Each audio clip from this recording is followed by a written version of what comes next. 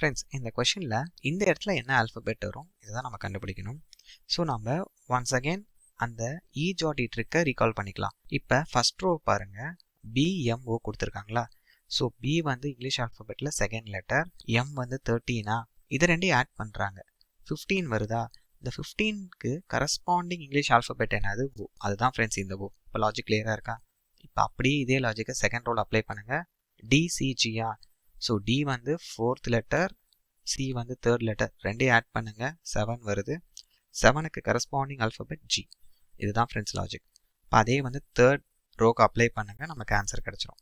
K வந்து English ஆல்ஃபபெட்டில் C, J வந்து 10வதா, ஜேக்கு அடுத்தது தானே கே, ஜே கே. அப்போ 11th. ஏ இருக்குது, ஏ வந்து ஃபர்ஸ்ட் லெட்டர், ரெண்டையும் ஆட் பண்ணுங்கள், 12 வருது. ஸோ கே வந்து 11th ஆல்ஃபபெட்னா கேக்கு அடுத்தது என்னது? எல். அதுதான் கண்டிப்பாக 12th இருக்கும்.